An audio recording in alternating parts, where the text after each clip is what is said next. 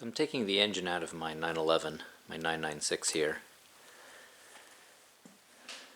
It started making a bad knocking noise. The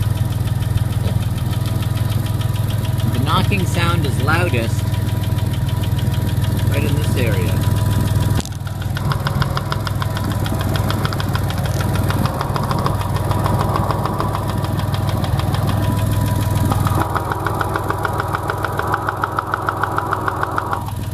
That knock is coming from the frontmost cylinder on the passenger side, which is cylinder number 6. It starts counting 1 to 3 on the driver's side and then 4, 5, 6 on the passenger side. So I suspect it may be a lifter because it's happening up at the valve cover. It's much louder at the valve cover than it is at the base of the head, or even in the case. You can't hear it at all, or on the other bank you don't hear it at all. And it's quite quiet on the far away from that front cylinder, so I think it's in that front cylinder. So I'm pulling the engine out and I will figure out what it is.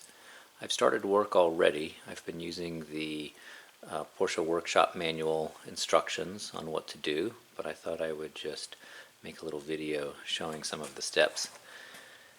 So I removed the secondary air injection pump, which goes right here in the corner. That gave me better access to the coolant lines going to the reservoir. This line going to the reservoir, and this is for the air pump. And then you've got the coolant pipe here, and there's another coolant line. That is kind of long, skinny one. This one was also connected to the tank. That goes to the connection back there on the tank. And I disconnected the coolant line on this side. Coolant line on this side goes from the engine up to the pipe right here for the body. Of course I took out the air box, right, so we can see everything.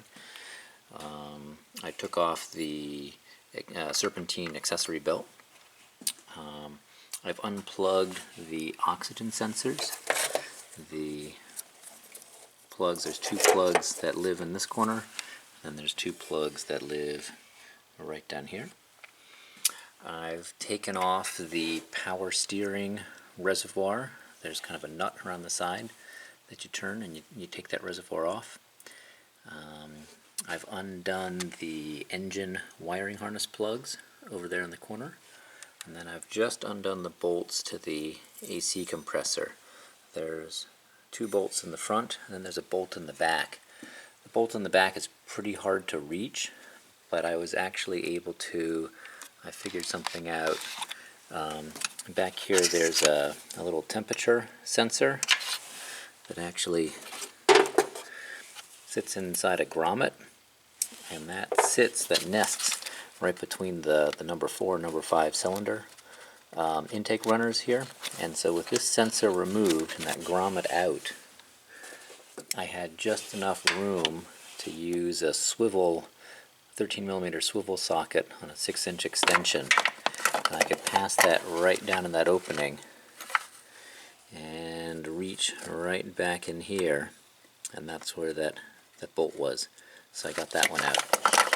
So the AC compressor is now free, and I should be able to get that goat forward. And once the AC compressor is kind of forward and away from the engine, I'll just tie it to something so that it doesn't stress the hoses. And then the next step is going to be to disconnect these 2 fittings. These are your power steering lines going to the front. So the factory service manual led me astray on the AC compressor. I ended up having to disconnect the AC lines.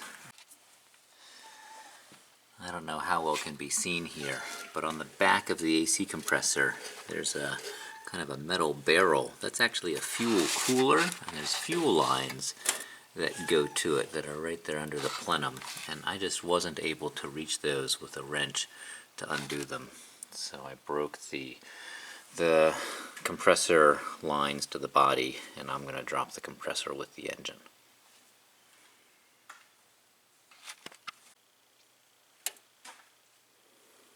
I've undone the vacuum line for the brake booster. I've undone the fuel system evap line. And I've undone the fuel rail return line, which is this one. And then behind it, right there, is the fuel line supply from the fuel filter to the fuel rail. So also in preparation, I've removed the rear bumper, which you remove the two little bumperettes first, and then you have a series of screws along the top of the engine lid, and then you have a screw next to the exhaust tip on each side, and then you have some screws that go against the bottom of the fender there. And then there's a heat shield that covers each muffler. Those heat shields are over there in the corner, so I took those off. I took all the belly pans off, so there's no more belly pans on the car.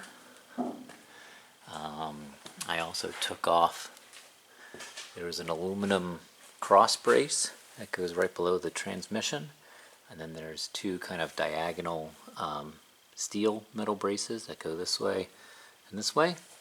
And I've also taken off the rear sway bar. And of course I've drained the oil and drained the coolant. I've disconnected the shifter linkage of the two balls on the end there, and then these fittings kind of slide into these slots on the mount, and then you have your reverse light switch right here at the back.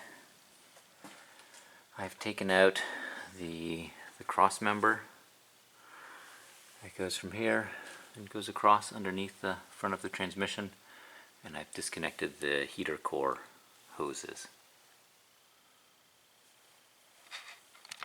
I've removed the clutch slave cylinder, which goes way up kind of against the bell housing.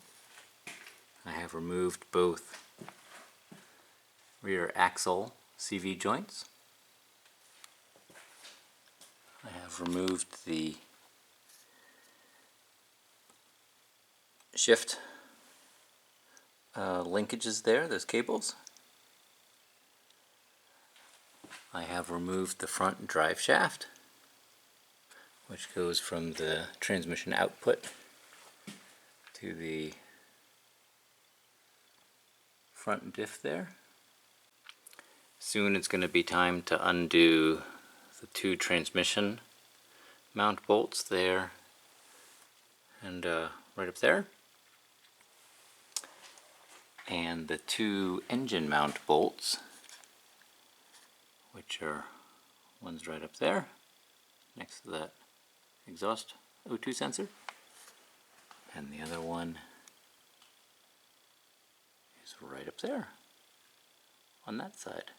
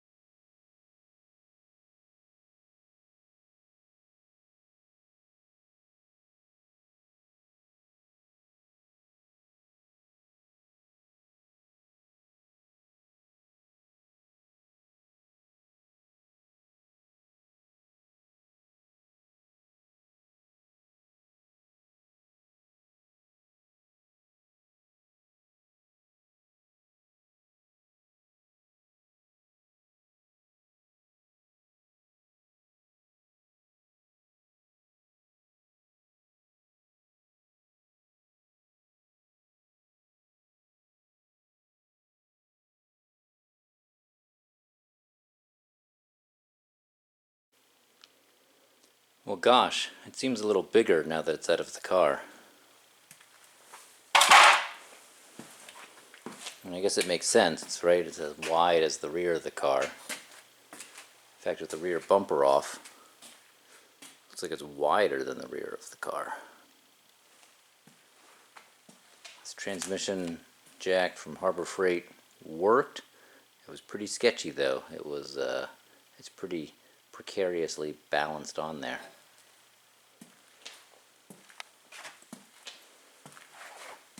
I like how the Porsche is molded on the intake manifolds. Not that you can tell when it's in the car.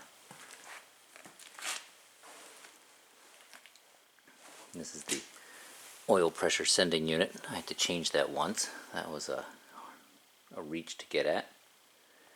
You can see each plug has an individual coil pack, a little heat shield to protect it from the muffler. Here's the oil cooler right here, and I believe this is a water to oil cooler heat exchanger, so that it's not air that goes through there but coolant that goes through there. And that transmission is pretty beefy. That's quite a lot larger than a 944 transmission, which I have one on the stand back there. But it's a lot more horsepower than a 944, so I guess that makes sense. You can easily see the drive shaft, or the output for the front drive shaft. See the shift linkage a little better there.